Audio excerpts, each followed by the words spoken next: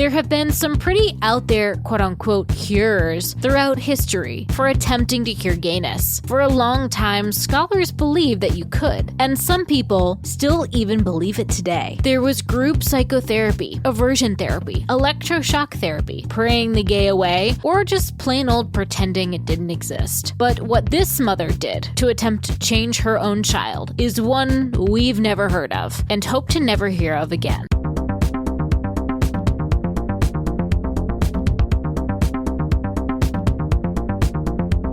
Hello. I forgot to kind of share some of the feedback about our zombie stories last episode. John, if you want to start there. Yeah. Is that my Diet Coke? I thought it was coffee. You put coffee in there? I just put ice in there, so whatever you gave me. Oh, shit. I meant like just a regular cup. Here. Oh. I was just going to put Diet... Just give me the coffee. I'll put half the ice in here. Here you go. Stephanie says... this is about the Alpha Theta Brains episode. Great episode, so fascinating and kind of terrifying. Great start to the spooky season. Mm-hmm. Don't judge me, man. I'm not judging you. Baby, put the ice in here. You do it. I'm reading comments. I'm not judging you because there was one day last week where I was eating something. Oh, I was eating an orange and there was like a seed. And I was in... Don't take me forever. I was in my principal's office and I was talking to her and another one of the principals, and I was like looking around for like something to like spit the orange seed out with, and I was just like, I can't spit anything out. So I was just like, and they were like, Jen, what the fuck? And I was like, well, at least I didn't just spit it out. They're like, you need to turn around and do that. I'm like, I'm sorry. I wasn't thinking. I was trying. Anyway. D says, okay, so I do not have his medical records, obviously, but from experience working in the medical field for 30 plus years now, infections can cause hallucinations, out-of-body experiences, etc. So if this gentleman had the infections as noted in his colon, the infections can cause extreme behaviors. That being said, though, I've never heard of this kind of fucked up cannibalism sort of infection, but most definitely people can lose their concept of self, time, etc. Wait till I tell y'all about the leg incident. Too many years of working in psychiatry and emergency medicine not to be able to share some hilarious and terrifying stories. Also, the gentleman is at an excellent age for the beginning of schizophrenia too, which is late teens and early 20s. Ooh. I don't know, man. We'll see. Dude, I know I was really adamant that it wasn't drugs. Dude, the more I think about it, I don't fucking know. It's so weird. Is it not strange? You know? So she says it's a bacteria. Could be. But to eat someone's face off? I'm just saying. All right, tonight I got a crazy story. Wait, we got to do the thing, the usual shit and everything, the shots. This one is for Sydney, who's with us on live chat. Sydney. Thank you, requesting Sydney. gin. Fucking amateurs. I forgot. I was just excited to drink more, I guess. Surprise shots. Surprise shots. We don't know what they are because they're a surprise. Cheers. Cheers. This is to Sydney. Oh, fuck. That's to you, Sydney. Big shout out. Ooh!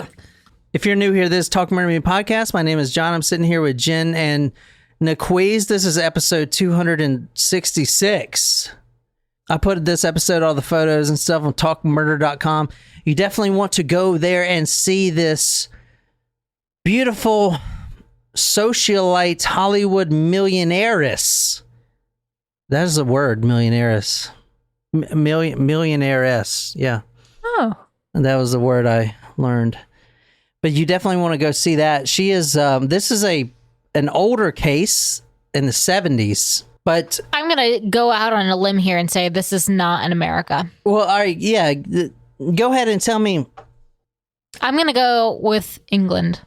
The shape of this is actually, it reminds me of the Pinkerton detective agency. Mm-hmm. So we are going to England. Good job, Nicole. But Nicole's been all over the world because she's, you know. I've been to London once. We're going to 81 Go ahead and pronounce that. I can't. Catacan. Actually, it's supposed to be a G. I think it's worn off. Catacan? Cadigan. Cadigan. I can see that. Yeah, like it looks. If you're looking at that second C, it looks. Oh, I thought you were saying the first C was a G. No, Cadigan. Okay. Cadigan. Yeah, it's got a G in there. So this is obviously apartment townhouses that you can own. I would love to own this one. Check this one out. That is gorgeous. Oh, wow. Now, in this story, we're going to 1978. So, I mean, the furniture was obviously different, more. Well, that's kind of like mid-century modern. Yeah. Like It's that. beautiful. Yeah. Yeah. But I would Look at love those to. windows. I was specifically talking about that desk there. Yeah. This one apartment right here, 81, is the one you want. This is the one that has history. They all have history. You know, it actually kind of looks like a university. It does. It's like the brownstones up in Boston. Yeah. So, who lives here? Some freaking broke schmuck? No. I would say no. A wealthy person who has possibly inherited this building, this apartment. yeah.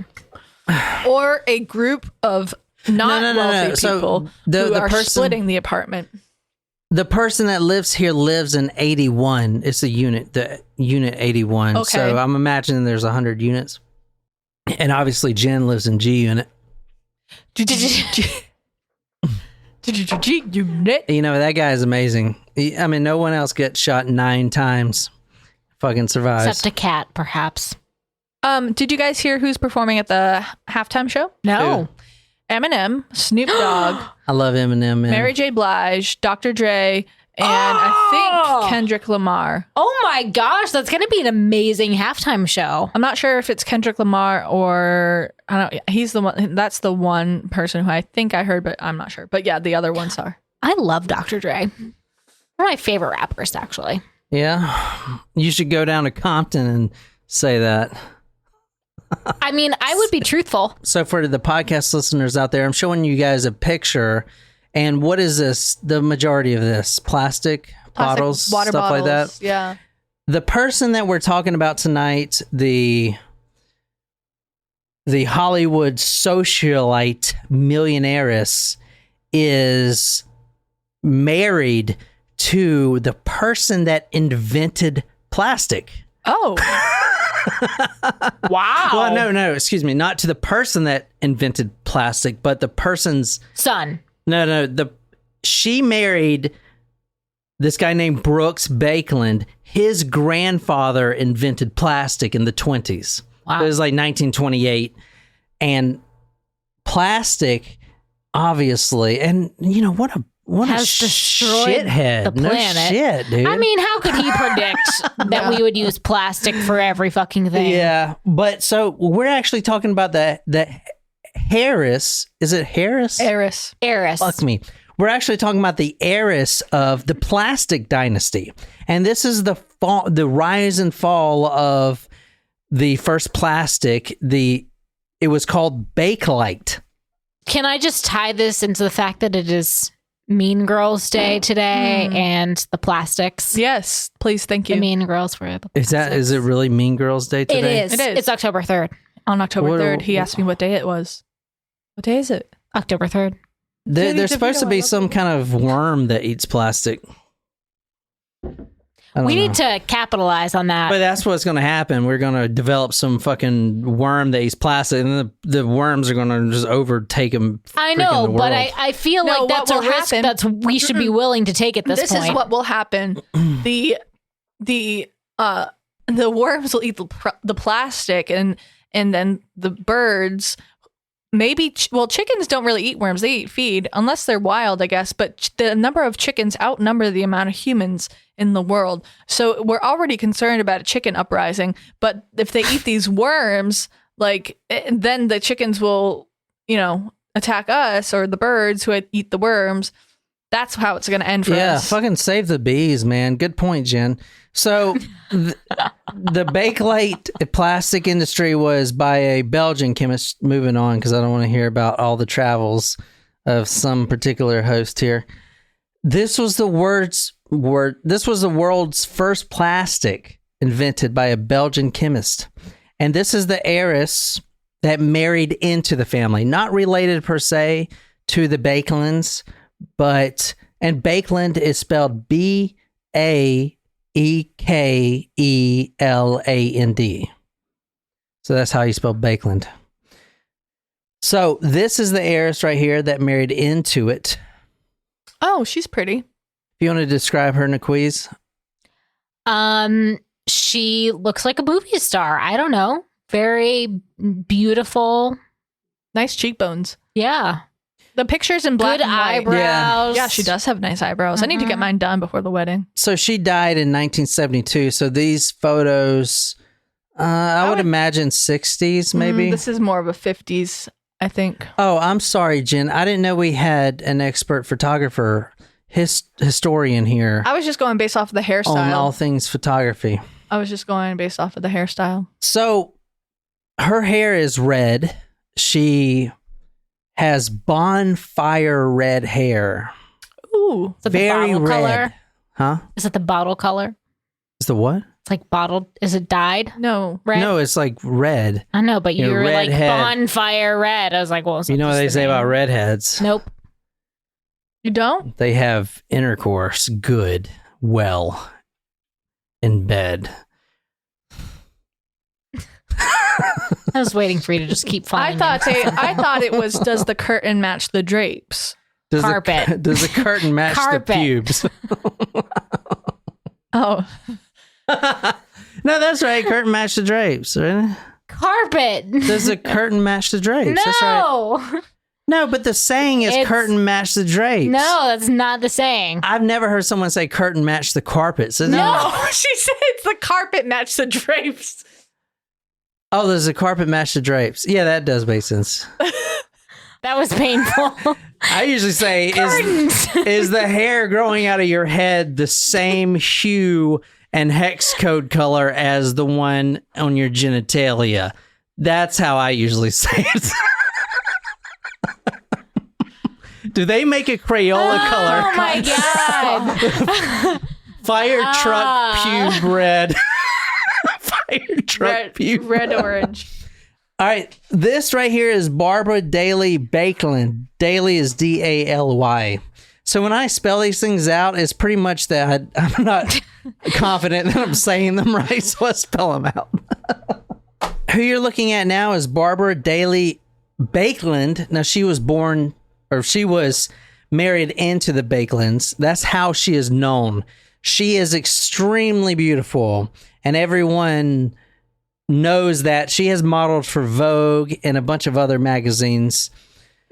But she was born September 28th, 1921. She died November 17th, 1972. So this is her story right here that we're covering tonight. Now, she grew up middle class, definitely not how she died, which was wealthy. Well, we'll get to that. But she married into that by marrying into the Baekeland, the first inventor of plastic family. And if you invent something like plastic, you're going to be fucking rich. Let's just be honest. You know what I'm saying? Unless it doesn't work out for you. Yeah. So she was born and raised in Cambridge, Massachusetts. Ah. Bonfire red hair, milk white skin. Now, this is how all the papers describe her as. And tonight we're actually going to July 1972. This is how her life is right now. So July 1972. Now, remember, I said she died November 17, 1972. So usually I'll start episodes with the murder. But for this case specifically, I'm starting with the attempted murder. Oh. And then that same person who she didn't file charges against comes back in November that same year. Was it July to November? 4 or 5 months? 6 months? 4 months. 4 months later, and does her in for good. So, and I'll put her photos and everything on talkmurder.com. There's definitely one photo you definitely want to see. It's a bathtub photo. The same person that attempted to kill her. And we're going to go into the attempted killing. It was he really, really wanted her to die. Oh, that's sad. She decides not to press charges. A few months later, in November, that's it. She walks back into her apartment and she gets stabbed. Boom, she's dead. Oh. And we're going to get into that. But this is the attempted murder. July 1972. She walks back into her unit, her apartment, 81 Cadogan. Now, don't think of her as having like a full-time job like Jen or Nicole or me have, or I have. She is a socialite. So she walks in from just being at the gym or Starbucks or wherever. You know, her day revolves around her. So that is what she does. She is a socialite. She models on occasion.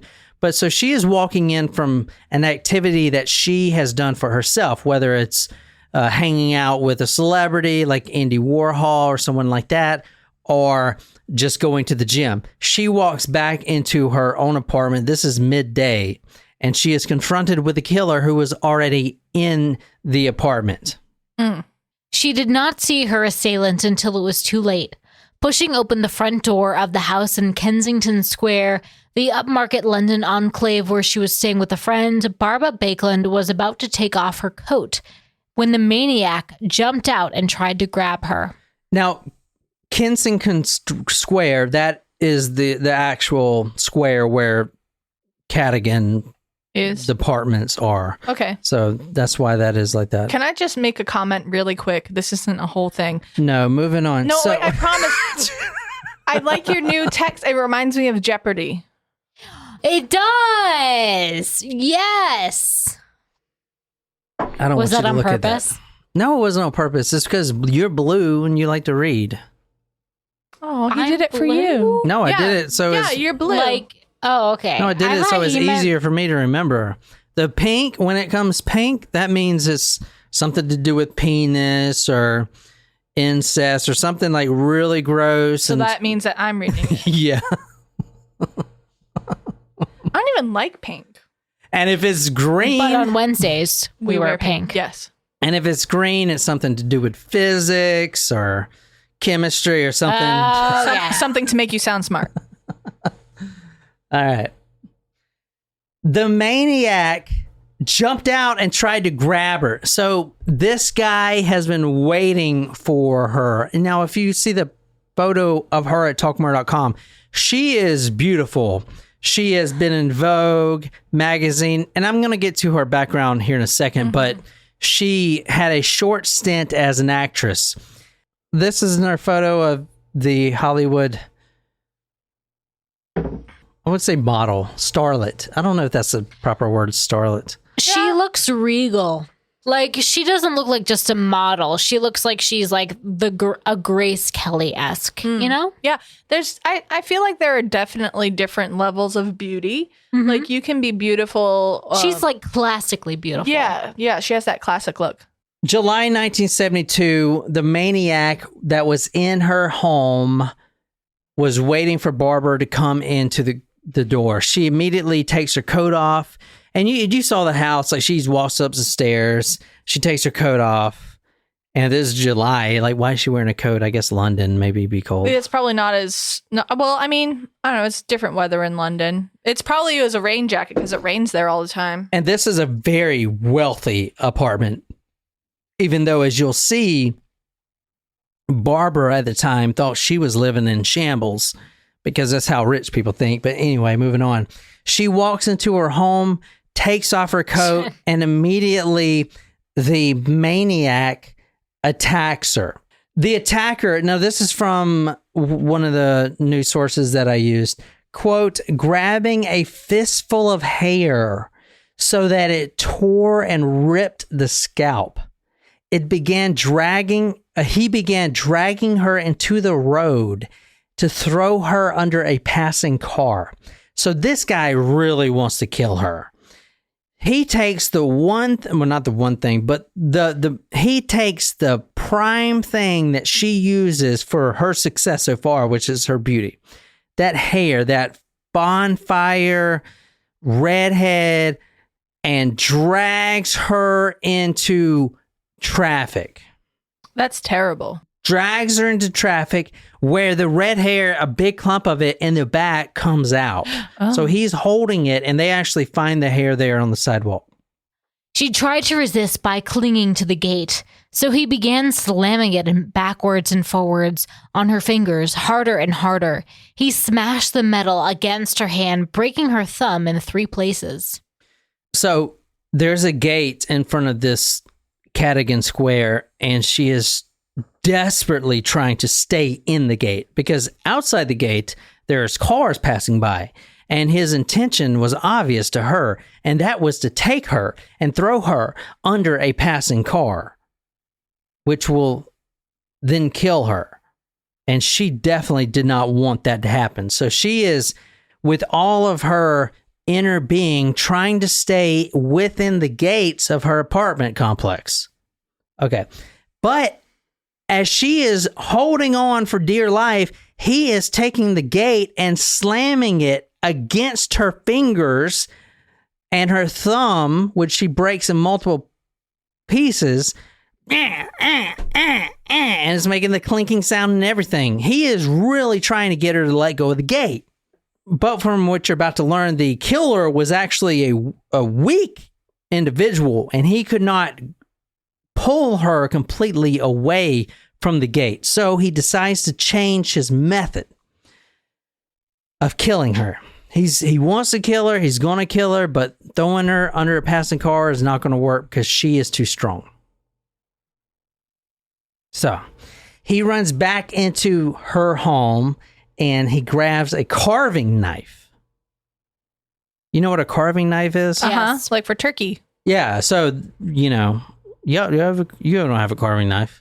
Well, are you talking about an electric carving knife? Because no, I do not have like a regular carving knife. You do? Yeah. Oh, I thought it was like a rich people thing. It's in the butcher block. Like people that have spoons for soup. Like assholes. We just have spoons. We have big spoons and little spoons. We have big spoons and little spoons. We don't have soup spoons. No, but perhaps we should. The big spoons are essentially soup spoons. I've been eating a lot of wonton soup lately. What the fuck, Jen? It does sound good. Yeah. He runs into the home, grabs a carving knife, comes back. Now he's shouting out at the top of his lungs. Anyone that would listen, and if you're around this area, you know, especially if you live here, you are of wealth, that any woman that was to come and try to save her, he'll kill her too. Now this isn't a wealthy community. Cadogan Square. Like you have like big people that come here, musicians. I mean, this is all in way the 60s. We don't know any of these people, but you know what I'm saying? Big We know people. of them. Yeah. That are coming here. And this is all happening in broad daylight. Now, if it wasn't for her friend, who his name is Sue Guinness, she shows up. As in Guinness the beer? Or Guinness World Record. I guess. I don't know. Or it's just in Guinness. her last name is Guinness. I don't know. Fuck. Another heiress, I was thinking. Maybe. Sue Guinness shows up, and she is the prime reason that this murder didn't happen. Now, the murder does happen 4 months down the road in November, like I said, but this is going to prime the story of how extreme this case is. He is slamming the gate on her fingers enough to break her thumb into 3 places. At the last moment, when he comes out with a knife, Sue Guinness pulls up and basically runs him off because, as you'll see, he's a weakling. And even with the knife, he didn't want to face a full-grown adult. I mean, he is an adult himself, but you know what I'm saying. Like, right. I mean, he is a scrawny, really scrawny person. So he runs off. But the police are called. Now, even though there wasn't a formal police report filed by Barbara, even though half of her hair is laying on the sidewalk, there was no formal police report filed. They quickly caught up with him. He runs off into the neighboring streets. What do you guys think of this so far? It's Right. Yeah. Who would do this? And why? Someone who's obsessed with her. A stalker. This maniac, they found him really quick. And the reason they found him is because that was her own son, Antony, which you're about to see. Wow. Why would he want to kill his mother? Because she was the heiress to the fortune and he would benefit wants from to it? inherit? Yeah. There's a lot of reasons that we won't understand of why he wanted to kill her. But, well, I know one really good reason, but we'll get to that here in 2 seconds. Antony was too weak. Now, I might call him Tony, obviously, Antony Tony. He was too weak to drag his mother into oncoming traffic. This is the middle of the day. In London, they don't know how to drive. They're all over the fucking place. So, I mean, they drive on the wrong side of the road. I don't know, wrong, but opposite side of the road. So, to me, that's wrong. Well, when you think about it, like when you're driving in the UK, like when you park your car up against the thing, you can just get out of your car. that is the attempted murder of the mother from her own son. Now, we're going to talk more about the murder here in a second, but this is what the psychiatrist told the mother 18 days before she was actually murdered by her own son with a butcher's knife. Oh my gosh. And I hope if I have this, a kid that don't want to murder me. if you want to read this is from the psychiatrist. I saw Antony Baekeland for the first time on the 30th of October, 1972, 18 days before the crime, and afterward I told his mother, quote, "Your son is going to kill you," end quote. She replied, quote, "He's been murdering me since he was born. Whether for him or his father, I don't know. I'm used to murder. Shit. This isn't a metaphor," I told her. "This isn't an analysis game. I think you're at grave risk." And she said, "I don't." Oh, well, famous last words. I mean, Yeah. damn. Yeah, no shit. So they just did not get along. This is her right here. Look, he's trying to strangle her there. Oh my God. Oh, shit. She is beautiful. You can tell her hair's red there. Yeah. Yeah. Just because the way it, I don't know. It's Because like of the light, even the though it's a sepia? black, it's a sepia color. Yeah, sepia color. But you can, I mean, it's, yeah. She is cooing the baby. Cooing? Yeah. Cooing? Shushing, cooing. Shooking? Shaking? No, shaking. She's not shaking. She's not shaking the baby in that photo. Shaking. Holy shit. Damn, John. All right, this List of people I would trust my baby with. You know what's amazing is Oh, John yeah? is actually really good with I children. know. I'm gonna I take care know. of your dog, I know you or are. at least for the first day until he runs off. Oh my God. This right here, who you're looking at, is a picture in better times. This is the newborn Antony right now. Now, as Jim pointed out, and I didn't notice before, yeah, it looks like the baby is trying to strangle the mother. He's hanging on to her necklace. Yeah, I was just making a ill-tasted joke. Can you tell the mother loves the child, or is it more? Yeah, Of of a course show. it looks like she loves a child. I think that she's trying to get him to quiet down. I mean, like, I don't know. It doesn't look like she's upset with him, but maybe he was crying. I can't tell if he's just looking at her or if he's crying and she's trying to like be like, "Don't cry, it's okay." Well, hopefully he doesn't look like his cheating piece of shit father. Oh, That's probably what she's thinking. So let's talk about Barbara's background really briefly before the baby and everything else. Her father commits suicide at the age of 11. Her father commits suicide when Barbara was 11. So this is before she was a Baekeland. Her father commits suicide, and not much is known about the mother. Wait. This is before the baby and everything else. Wait. How can her father commit suicide at 11? That means she was 11. She was 11 years old. I literally made that clear. Okay. You need to stop drinking more. 0.12. 0.12. You fucking drunk, dude. How are you that drunk? Do you feel drunk? You must have not ate Bojangles today. I ate didn't. Bojangles twice and a Cinnabon. I'm fine. There's that diet shit, that salads and stuff. Correct. That shit's fucking you up. You must be seeing dubs right now. I think I'm going to bring you guys some of my factor meals this week because I forgot to skip them. Sure. If you want. I'll take them.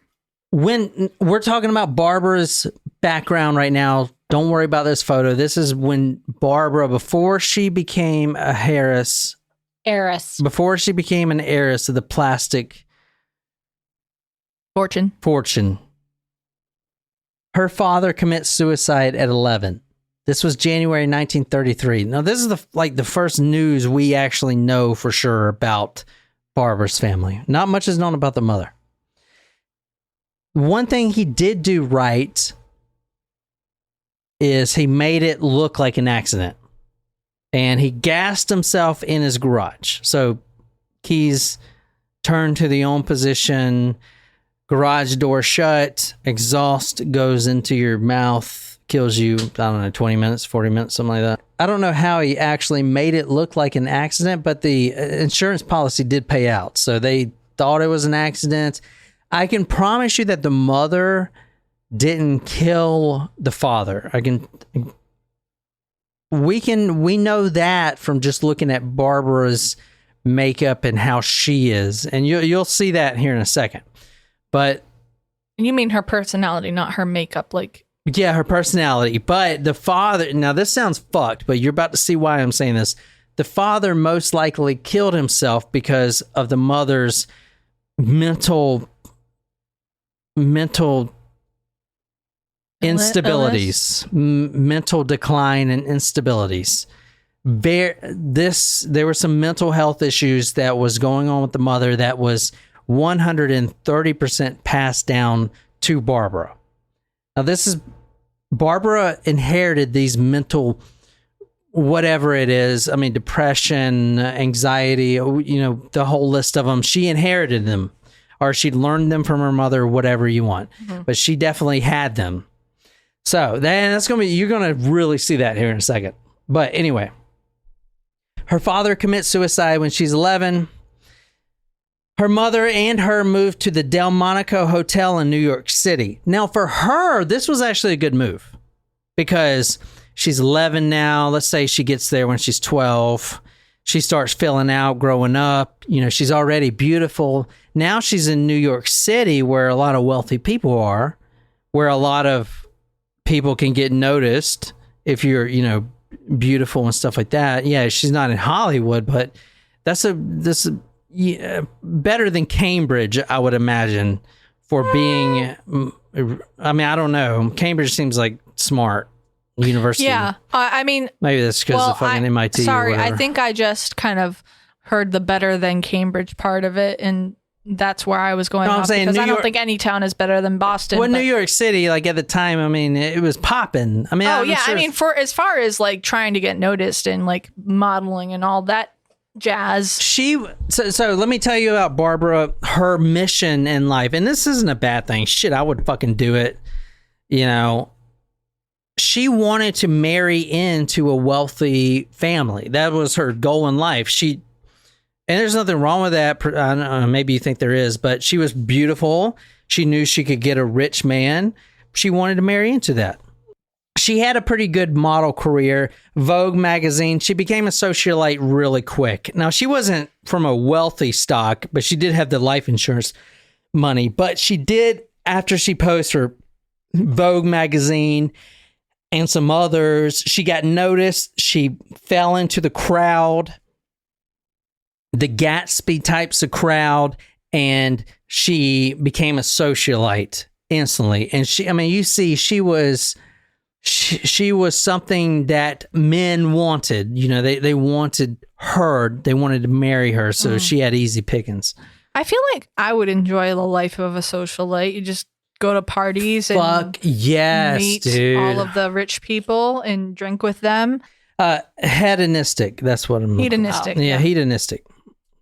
So some Bible terms. So that's the term means seeking pleasure.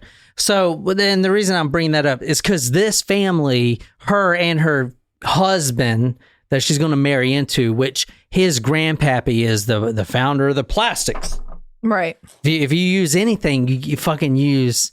I mean, fucking like we have 30,000 things in this studio that were made by her husband's grandpappy, right? I mean, you know, This at table. the end of the day, everything in plastic was invented by him, pretty much. So obviously they're fucking extremely wealthy, but they're also hedonistic, which means they seek. I mean, they don't have to do anything. You marry into the plastic empire. What are you going to do? Fucking work at a school? You going to mop up Wendy's? You fucking kidding me? Your allowance is like $20 million a month. Are you fucking kidding me? You're going to get on a yacht and fucking tan and look good and hang out with Andy Warhol and Steven Seagal. I don't know if they were around the same time, but you know what I'm saying? She did have a modeling career, but her acting career didn't really take off. She didn't find stardom. She did almost star in a role with Dana Andrews. And if you know who Dana Andrews is, good for you, because you're older than us and you're listening to us, and we commend you. I have no idea who it is. But she did become fast friends with Cornelia Baekeland, which obviously Baekeland is an heiress to the plastic company. Her brother. Cornelia's brother. Huh? Cornelia's brother? Cornelia. Yeah, so she becomes friends with Cornelia at this big party, Gatsby-like party, and her brother is introduced to Barbara. The brother's name is Brooks. Now, he is a training pilot. He's a pilot in training in the Royal Air Force in Canada, but, you know, he's an heir of the plastic empire. He doesn't have to do shit. So she meets Brooks. Now, Brooks was a very handsome man. I'm going to show you his mug here in a second. Very handsome, slept with a lot of women. Player. He would actually bet his friends, hey, the next girl that I'll give you $1,000 that I'll sleep with the next girl that walks into this room. Like, he's been quoted as saying that shit. Like, when he's married, like he was cheating on Barbara and everything else.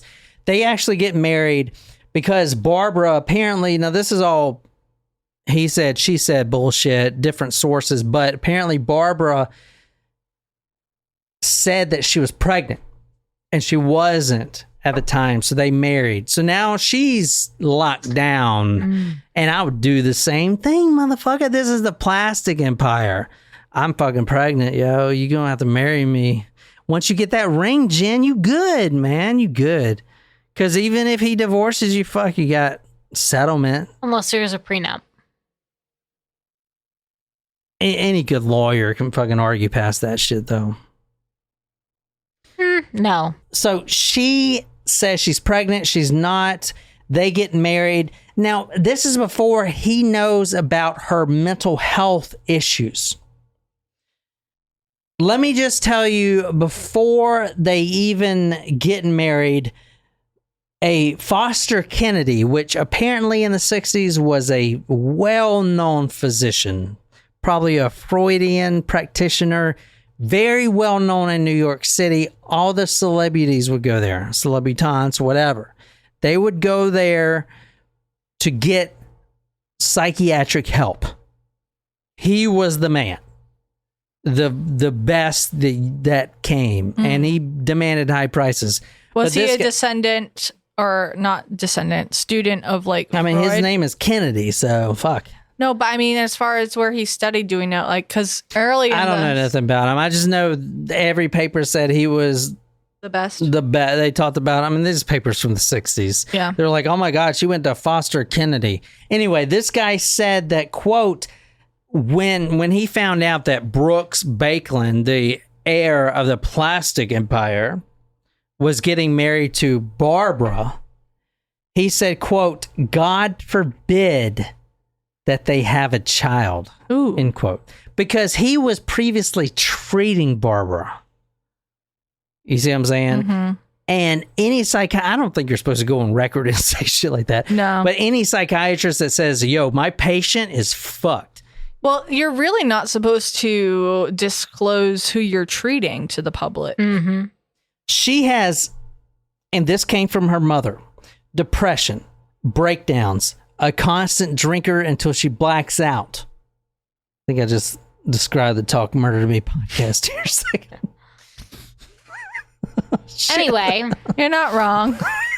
I don't think I've actually ever blacked out. Oh, God. Except for when we recorded that absinthe episode. I think I did black out because I don't remember much about that night except ending up on the floor. This is a little bit about her personality. This is from one of her friends. If you want to read this. Friends who accompanied the Baekelands on a skiing holiday to Switzerland described how she stood out in the snow on the night of a full moon, kneeling and wailing like a demented creature. She had some major mental health issues that are going to become very apparent here soon. Her and her husband was cheating on each other, but she didn't get the same reception that her husband did. So when she would cheat on her husband, you would expect her husband to be like, oh my God, I'm going to change. I want to kill that guy. But most times the husband was like, yeah, I bet he's nice. Can I give you an allowance and then I divorce you and then you marry him? That's happened more than once. So you can tell, you know, most people that have an affair, I don't want to say most people that have an affair. I don't know. It seems like a lot of people that have an affair do it to get back at their spouse. Is that a thing? I don't know. I've never had an affair. Well, you know what I'm saying. Like, but she did it to get back because he was having an affair. But then he didn't give a fuck that she was cheating on him. Because he was already cheating on her. Because he wanted out of the relationship. She was, from what he thought, a basket case, right? She is fucking insane. You know, insane. Insane in the membrane. Every time the husband would cheat on her, she would try to kill herself. And she would make it publicly known, too. So she would, if she had a Twitter, she'd tweet about it, but obviously that wasn't a thing. But she would tell everyone that would listen. She was even in a creative writing group. So she would say, oh, on this day I slit my wrist because my husband was cheating on me with a French maid. She would be very vocal about trying to kill herself. And that looked bad on the heir of the plastic empire, right? Yeah, but I also feel bad because she was probably searching for help at the same time as sharing that. Mm-hmm. So what does this guy look like? I'm going to show you a picture. Sounds like I feel like he has a mustache. He's probably pretty hot, right? Yeah, actually, I guess in the 60s he would be hot. Oh, yes. Oh, shit. He kind of looks like Chris Hansen. No, he almost looks like Frank Sinatra. Like, he looks very similar to Sinatra. So this is Brooks right here. Brooks. This is a quote from Brooks right here. This will sum up this guy in a nutshell. Exact quote from Brooks, who you're looking at right here. Thanks to my grandfather, I have fuck you money. Oh. Therefore, I need not to please or seek to please, astonish, astound, dazzle, or be approved by anyone. End quote. Another quote by him. Quote, my house was always buzzing with beautiful, silly, tipsy people. End quote. Fucking rich people, man. You know, fuck this asshole. Right? God damn it. I hate rich people. I would totally be this guy. I would be this guy in a heartbeat. You would cheat on your wife? No. I'm saying I would be rich. Why are you always going to bring it up like that? Damn it. I mean, I'm just saying. I'm saying I'd be rich. Y'all about to piss me off. That's what's going on. We're about to get some fuck you money. God damn, I wish, yo. Jesus Christ. Maybe eventually. I mean, he is a very handsome fella. Mm-hmm. He's very skinny, man. Look at this suit. I mean, I guess that was a thing back then. Look how he's looking. He's looking at me like he just wants to take me to Pound Town. And I'm okay with that.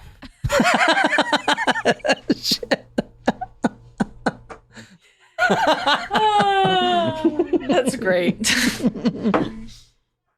He's like, boy, turn over.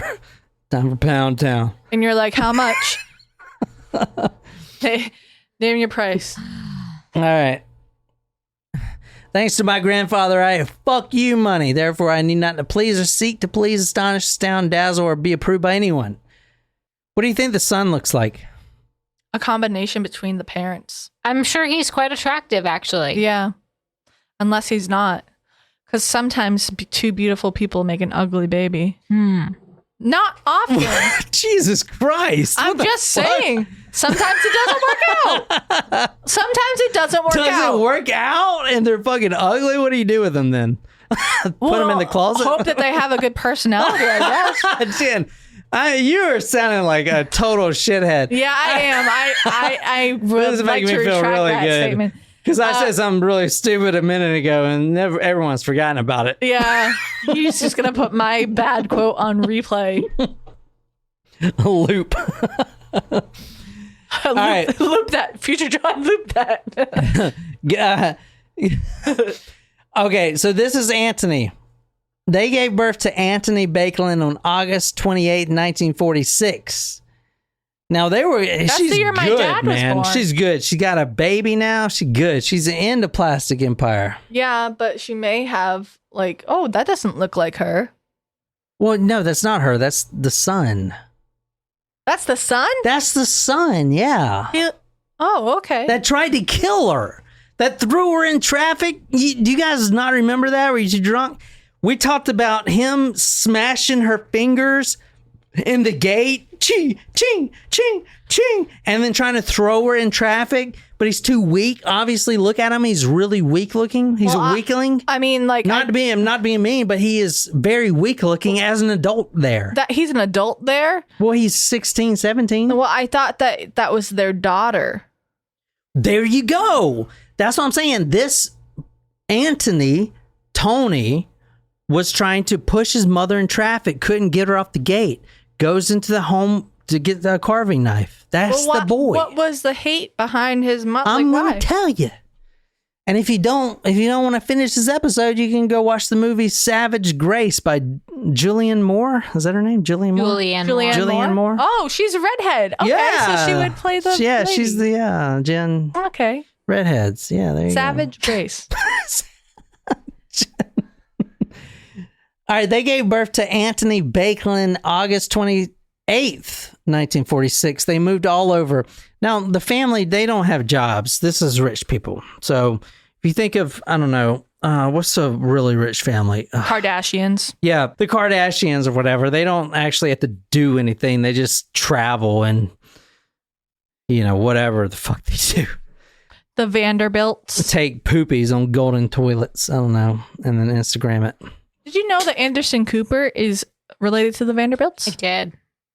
I have a lot of respect for Anderson Cooper. I saw him on, so I guess when in his younger days, he was filming The War. Not younger days, he was still fucking silver. A silver fox. But he was like, in, I believe, Baghdad or whatever, dodging bombs and shit. I had a lot of respect for him after I saw that. I was like, damn, dude.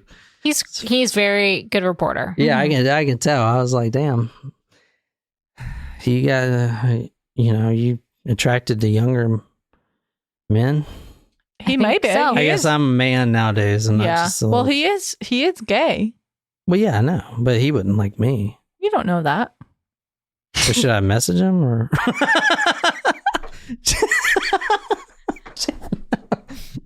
I think he has a partner and a baby. All right.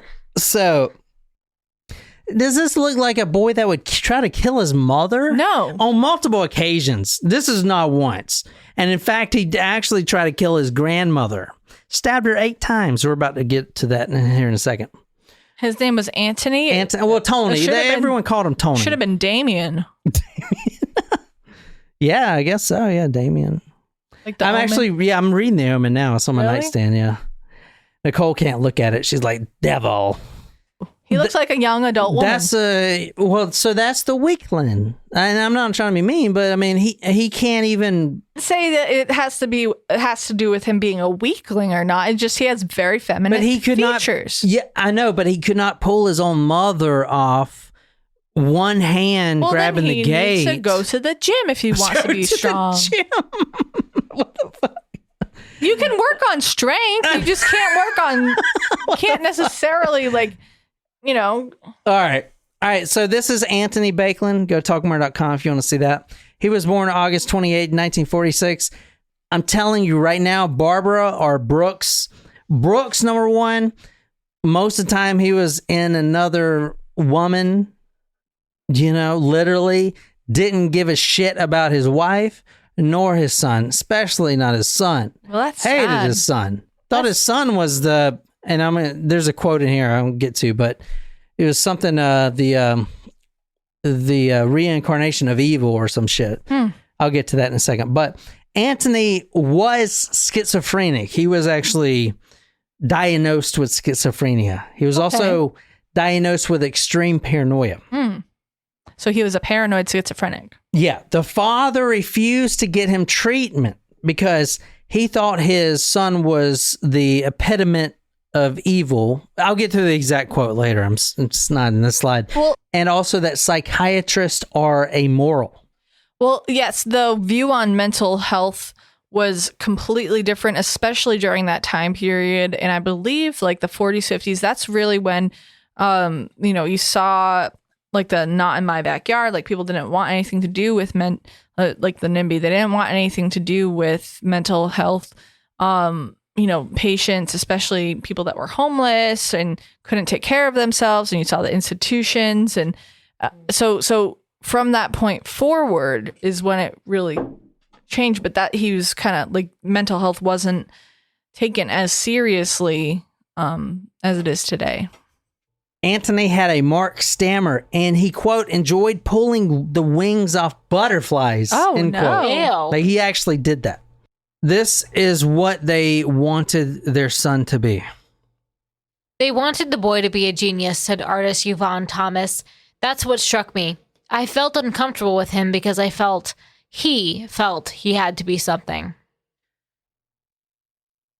So, it's hard to explain this, but Barbara and Brooks were hedonists. All they cared about is themselves and the pursuit of pleasure. And pleasure to them means to be the in crowd. They wanted people to admire them. They wanted people to know that they're rich and wealthy and successful and happy and all this shit, right? Which in the end doesn't really fucking matter. So what they didn't want or give a shit about is giving their son any type of care or love whatsoever. They didn't give a fuck about him. They didn't give a shit about him at all. I mean, didn't give a shit about him. But what they did want to do was show, okay, we do have a son. Yeah. Yeah. I'm glad you asked. We do have a son. Yeah. He's actually a genius. Yeah. He's a genius. So they wanted their son to be able to keep up, I guess. Like, not keep up, but they wanted it to so they can brag about him. Yeah, they don't want to be like, yeah, here's my son. We're all successful, and he's fucking failing out of high school, and he's a skater like John Perry type of shit. They don't want that. They want, oh, he's a genius. He's an artistic genius. But then you see this artist right here, Yvonne Thomas, says that's what struck me. I felt uncomfortable because I felt he had to be something, and he wasn't. He wasn't a genius. He wasn't a great artist. So he felt immense pressure from his parents. Yeah. Right. And not only that, but you see the power the parents had, because this artist says, I felt uncomfortable because you have these rich parents that are empire wealthy from the plastic empire. I mean, this is like Warren Buffett saying, hey, I need you to mentor my son. He's a genius. And what are you going to go to Warren Buffett and be like, yeah, your son sucks, man. Like, he ain't good. No, dude, that's why this guy's feeling a bunch of pressure, because his son's not good. He's regular. In fact, he's really weird. When he was in art class and stuff, in multiple occasions, everyone's, shading the apple. You put the apple in the light, the little light, and you see the shade. And this is the shading class. This is how we're going to practice the shading techniques. He's drawing fucking serpents coming out of dead bodies and shit. Oh, shit. Blood everywhere, just completely off the fucking wall. Just like mental health. Like, dude, you're not a genius. You need help, man. Like, it was like serious. Everyone knew this. Everybody. I mean, even the psychiatrist said, your son's going to fucking kill you. Yeah. Are you kidding me? Get the fuck out. Like, literally, I interviewed your son. He's going to literally kill you. He tried to before. Like, well, your son he's got mental problems. Like, bad. He's not a genius. He's literally just Insane. going to fucking kill you. You know, and everyone was saying that, all the friends and everything. Well, not the yes people, you know, Right. the yes people. Yeah. Yeah, not those, but The people that wanted to be in with them. yeah, exactly. Quote, Antony Baekeland, in fact, was simply another plaything for two selfish, Gatsby-like individuals who counted Salvador Dali, which is the clock guy, the weird The demented melting clock. Yeah. Salvador Dali. He had a mustache. Yeah, the curly mustache. Salvador Dali, Dylan Thomas, which I'm not sure who that is, and Tennessee Williams, which I'm pretty sure is a musician. A 'Cause jazz musician. He was on the Big African-American. Mouth. Remember the Big Mouth show? He was Yeah. in the attic. He was the ghost. Yeah. That's a different Oh, I artist. thought it was. Oh. Anyway, Tennessee Williams. Tennessee Williams is a writer. Oh, okay, I don't thought know. he was a jazz musician. Yeah, me too. Anyway, who counted the couple, Barb and Brooks, counted Salvador Dali, Dylan Thomas, and Tennessee Williams amongst their entourage. Now, these are all people in the 60s, but just imagine them being Jessica Biel. Is that her name, Jessica Biel? That's Jessica one of them. Biel and Justin Timberlake. Justin Timberlake and Jason Bieber. All them people. Jason Bieber. What? Justin Bieber. Justin Bieber. Justin Bieber. Jason Bieber. The mother and father, Barbara and Brooks, would actually make their son read to their socialite friends, and they would make him read from Marquis de Sade. This guy wrote 120 Days of Sodom, which Oh, I started no. reading that as fucked. They would make their own son. Now, he was 12, 13 at the time, sit in front of all their wealthy friends and read from 120 Days of Sodom, which is nothing but a demented sex perversion novel. Total opposite of 500 Days of Summer. Oh, well, I don't know what that is. That was a movie. You didn't see that movie? I didn't care for it. Well, I'm also I a guy. loved and that movie. I like- only like the scene with the flash mob. I like football and wrestling. So No, you don't. Girls. You like none of those things. Well, he likes girls. Perhaps. Questionable. My mom After the has that conversation book. with Anderson Cooper. My mom has what book? 120 Days of Sodom? No, 50 Shades of Grey. I think that's My what mom she's read going all for. of them. I didn't read them, but my mom was like obsessed with them. That's. I think it's just like regular missionary sex. I don't know. No, it's Oh, like no. S&M. Oh, well, if you do anything other than missionary, you're going to hell. Why would people read that? I did watch the movies. I saw the first one, and I saw it in theaters, and it was fucking I hilarious. saw it in theaters It with was my so mother. much fun. Oh, whatever. That's It's awkward. hilarious. Like, oh my God. I saw it with my girlfriends, and we I'm we went to almost Cinnabar there. I'm and almost had there. drinks, and it was fun. I'm almost there. That's what you were thinking. No, As an orgasm. And all right, so he was homosexual. They thought he was bisexual at the time, but here's the thing. I don't know if it was time period or the fact that they wanted to be something, you know, they were in the public spotlight, is what I'm trying to say. They did not want their son to be gay. A lot of people during that time period, even today, less so today, but a lot of people during that time period especially did not want their child to be gay. It was not accepted at that time. But it's kind of interesting, and I think they go in this in the movie too. But if you watch, here's the thing: if you watch the movie and read some more about the family, they pushed their son off to wealthy. Like, for instance, at one point they sent their son to spend the summer with some prince of, you know, whatever, some country. You know, the prince had this mansion and whatever, Prince Abdul or whatever the fuck. So the whole summer he spent there. This summer Antony spent in Switzerland. They were just trying to get him away because it was like they kind of knew he wasn't, you know, up to their expectations when they host these Gatsby parties. So they try to send him away as much as possible. So they send him to Switzerland. This is where he met a Jake Cooper, who was a bisexual Australian. Apparently, he was a bad boy. So I was going a little bit into it. He would wear the leather jacket with the skull on it, and he was like into dark magic and shit. You know, he had all the drugs and hookups and stuff like that, and hookups and stuff like that. But the mother found out that possibly her son was having bisexual experiences with this guy, Jake Cooper. So she actually went down and grabbed the son and took him back. This is when she first knew that her son had these experiences and she was not okay with it. So she actually traveled, got the son back. Well, probably because she didn't want him to bring shame upon their family. Yeah, it's all about them. They're hedonistic. That was a perfect word I used for this episode. Right after this, everything changed. As soon as he got back, the mom grabbed him, and there was a whole debacle where he didn't have a passport and they got arrested, and it was this big thing. But the mom brings him back, and this is where it starts going downhill quick. The mom is desperate now because she does not want her son to be gay or bisexual at all.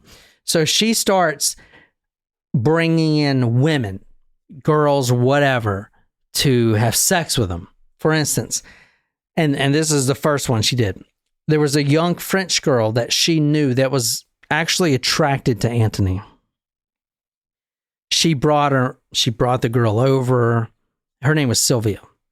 Or Sylvie. Her name was Sylvie.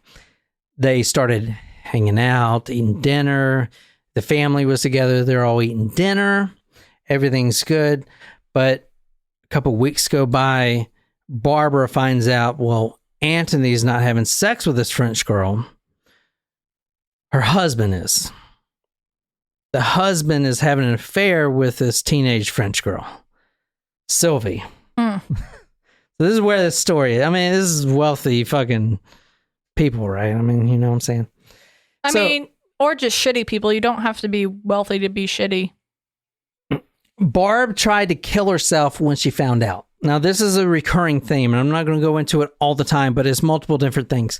Cutting her wrist, she'll try to drown herself. She'll do anything like that, and she does try to kill herself.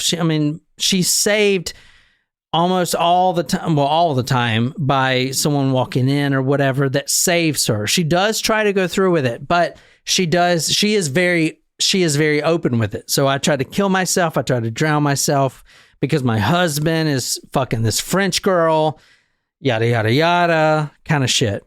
Very open with it. All right. So things are going downhill really quick. She tries to kill herself 1968 in February. She ODs on sedatives and vodka. The husband says, fuck it, and files for divorce and wants to marry the French girl. All right. Barb, after because she thought it was just a one-time thing. You know, they're having an affair, whatever. He'll break it off once I try to kill myself the first time. He says, fuck no, I'm done with you. I want a divorce, and that's it. She tries to kill herself again by slashing her wrist. Then, quote, this is from Brooks, quote, faced with becoming a murderer for the sake of freedom, I gave up my girl, end quote. So he gave up his French girl, his French teenage girl, Sylvie, so he wouldn't think of himself as a murderer if his wife kills herself.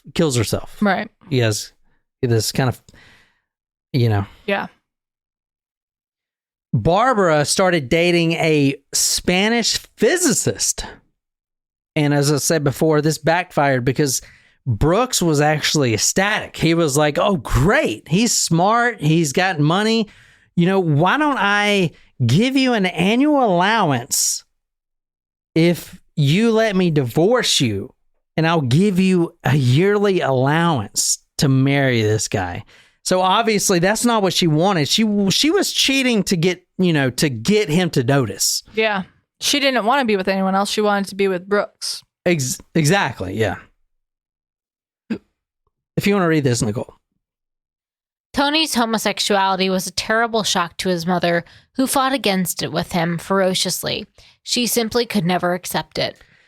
In 1968, the mom moves away because obviously Brooks wants to be with this young French girl, and at this point she's about 40.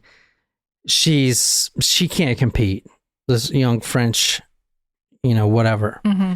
So she moves to Majorca. I don't know, Mallorca. Where's that at? Mallorca. Spain. She moves to Spain, Mallorca. I never fucking heard of that. She moves to Spain with her son in 1968. She tries to cure her son again, who is still not bringing women home. He's trying to bring men home. She gets a bunch of prostitutes, brings home prostitutes, and pays them to have sex with their own son in their house. Now, they're living in a borrowed home. It was from some prince. The house was loaned by an Austrian archduke. Whatever.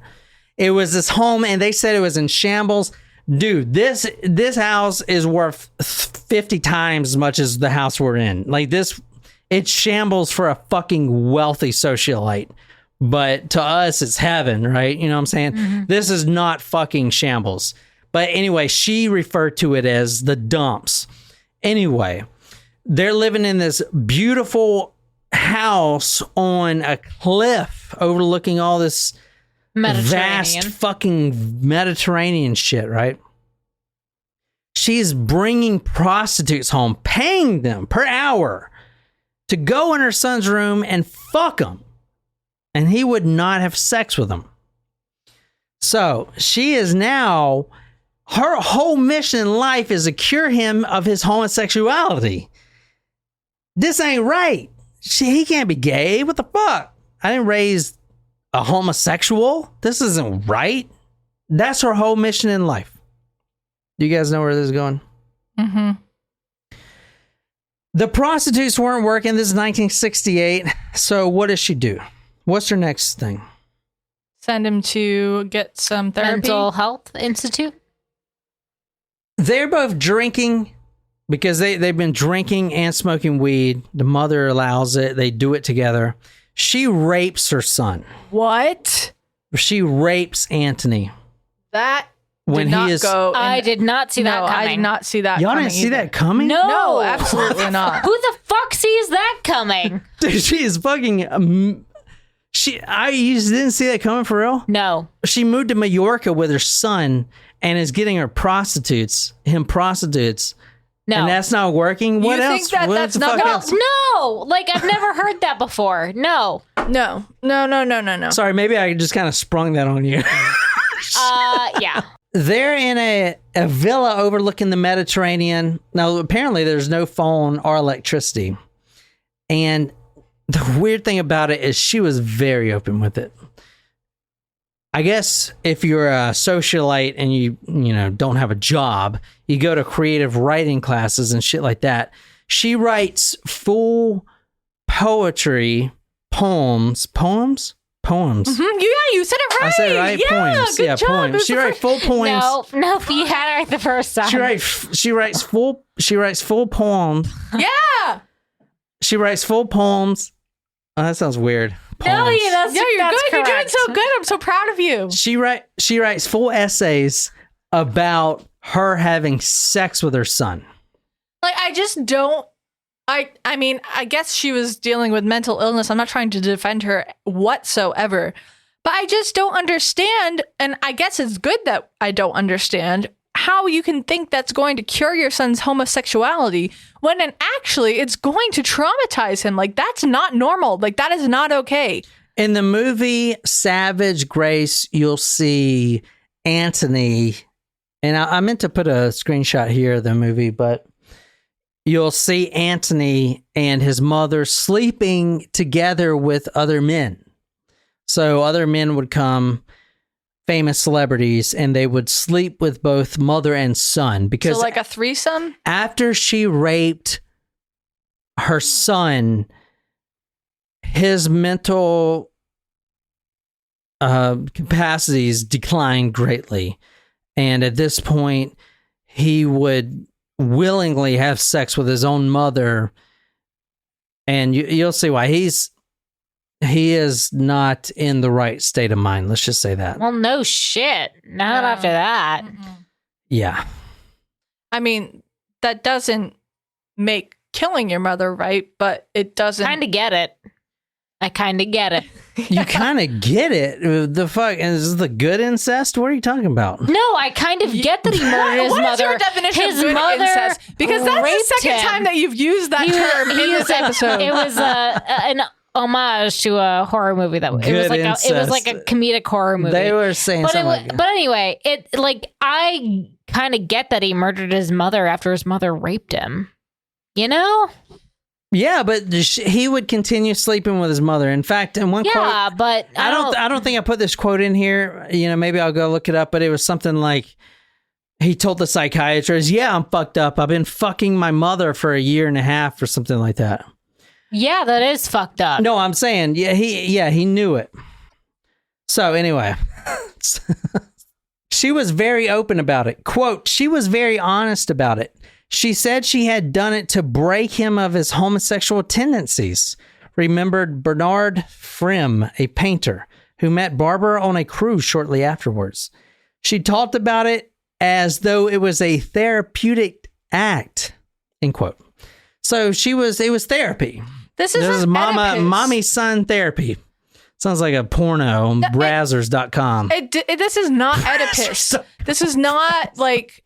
Now, the father and his new wife, Sylvie, the hot French girl, moves to Mallorca.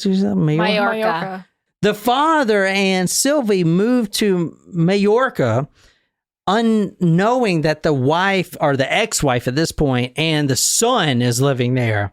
Now, this is terrible. The son, if you see here, this is a photo that the mother took of the son.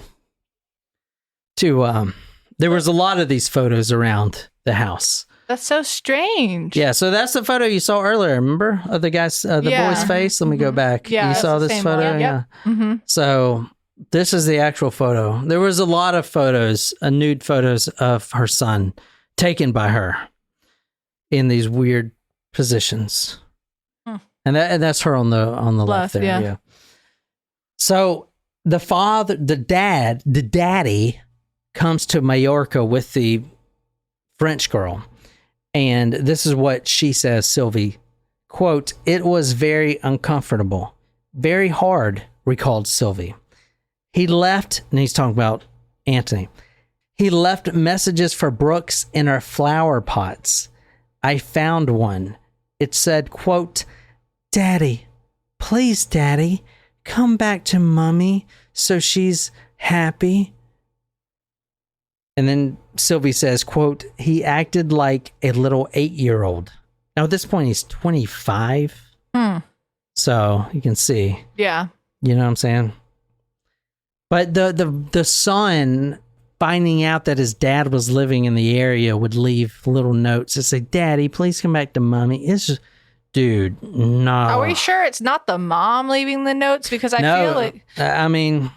One of the friends said about Tony, one of the mother's friends, quote, "We saw him alone on the rocks, playing with crabs. He was sort of pulling them apart." Which I would too, man. Those things bite. Those things fucking hurt. Tony's strange behaviors was well noticed in school too. He was often dazed in his own world. He would, in art class, draw disturbing figures when people would just be drawing apples and shit. He would draw death and gore. And he told one friend, this is the quote, quote, "I am fucking my mother," Tony told one friend during this time.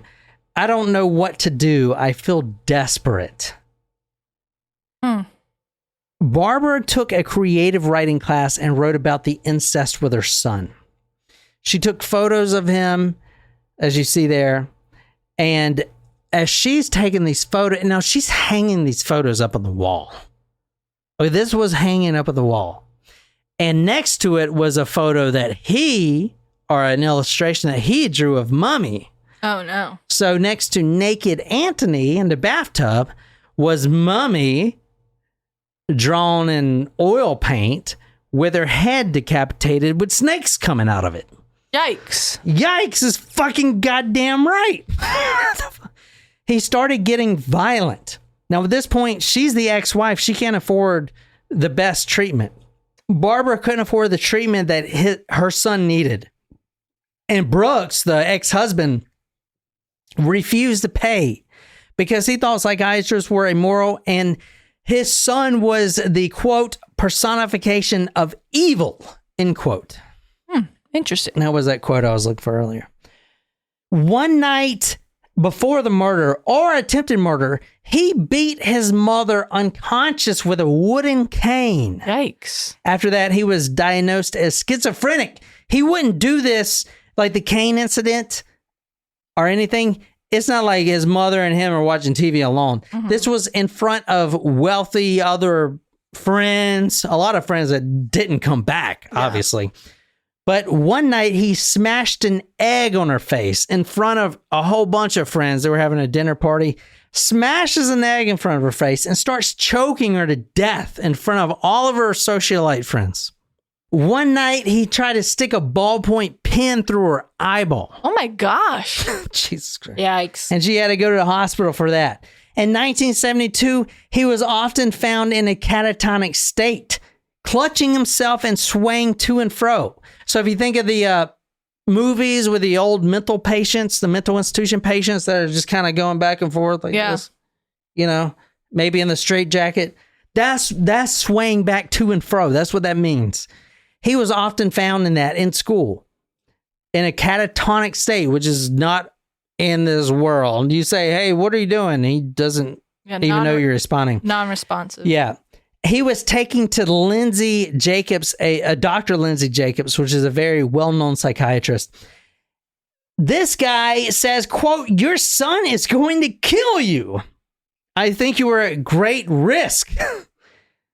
And then about 2 weeks later, obviously. Now, this is kind of interesting. This is the paper the day after he was murdered. Now, there is a lot of papers, and they're all the same. Doesn't matter what paper, they're all the same. This is page 12. So it's not even like it didn't make front page. Well, it didn't make front page, but I kind of wonder if the mother, after she got murdered, would be upset that it didn't make front pages. I was just thinking, This is the murder day in November. Cops came to the house, and this is a woman's death charged to son. The body of his, if you want to read where it says the body of his mother. The body of his mother, Mrs. Barbara Baekeland, 50, was found late Friday night in the blood-stained kitchen of $250 a week apartment in fashionable Cadogan Square near Buckingham Palace. She had been repeatedly stabbed. A blood-covered knife lay next to the body. I also like to make it a point. It's interesting that the $250. No. Oh. The in the first paragraph where it was stabbing his wealthy blonde mother to death. So it's like that was interesting that they used that as an adjective. And the fact that they said of the $250 a week apartment, Yeah. I mean, back then that was probably I don't know, $1,000 a week or whatever it is. That's a lot of money back then. I mean, shit, it's a lot of money now. $250 a week. Yeah. Fuck. You know what I'm saying? That's $1,000 a month. But the fact that they put in that $250 a week, and that was in 1978, probably $1,000 a week, just means that that's what, I mean, honestly, let's be honest, that's what they were. They were just, they didn't amount to anything. They just lived off their grandpappy's wealth and just, I mean, I'm just saying, man, you know what I'm saying? Didn't do anything for themselves. They just wanted to be known. Famous for famous. I don't know. So anyway, that was page 12. The cops come to the house and they find Antony, who had stabbed his mother, and you see the blood-covered knife lay next to the body. Stabbed his mother to death, finally got rid of her. He was on the phone. Who do you think he was calling? Dad. No, the friend, the boyfriend. The cops bust into the home. The mother's dead on the floor. The son could give a fuck less. He's been raped by his mom for the past 3 years. He is on the phone ordering Chinese food. Wonton All right. soup. He wants some wonton soup. Fucking crazy. You know? Don't mind me, you know. You guys want anything? I would be goddamn pissed if the fucking cops dragged me off before that shit gets there. C7? I would like some scallion pancakes, please. Goddamn, that does sound good. We like our chicken pot pies are ready for an hour. I'm wrapping this up. So obviously the son going through everything, you can hold him accountable, yeah, but obviously he's going to a hospital. So he went to the Broadmoor Hospital on July 21st, 1980. He was released. He's 33 years old. He went to New York City. So July 21st of the next year, he was released. He goes to NYC, lives with his grandmother, Nene Daly. Nene Daly is 85. 6 days after the hospital released him, which why the fuck did you release this guy? 6 days. He stabs her 8 times. An 85-year-old woman stabs her 8 times and she lives. She fucking lives. God damn. I mean, obviously she's dead now, but fuck. 8 times, 85-year-old? Fuck, dude, that is incredible to me. I don't know. 8 times. Broke several bones. Finally, he was convicted of attempted murder and was sent to Rikers Island prison. But he was in that situation where he was in prison now because we don't know what to do with him. But obviously, we're going to send him to another hospital. So he was in the transition. He was in Rikers Island prison. He was expecting to be bailed out and sent to some hospital on March 20th, 1981, which was 8 months later. However, he was found dead in his cell at 3:30 p.m. He had suffocated himself with a plastic bag. Oh, that's an interesting twist to the story. So that is the rise and fall of the fucking plastic company, man. And obviously, the Baekelands are worth nothing now because you don't hear that name anymore. It's universal. Yeah, it's universal now. You know, it's like cars. I mean, I guess Ford's worth a lot, but I don't know. Crazy, man. Trying to cure your son's homosexuality by having sex with him. Probably not a good idea. I would agree with Nicole on that. The psychiatrist says, listen, 2 psychiatrists said, listen, let me be honest with you, man. I'll be straight up with you, dude. Your son's about to kill you. 2 weeks later, he's dead. The son, goes to the hospital, gets out in 6 days after he gets out, stabs his grandmother 8 times, and then kills himself with a plastic bag. That, you know what? I mean, if you could really dive into the story, and if you watch the movie Savage Grace, I haven't seen it, but I'm pretty sure it's what I'm about to describe.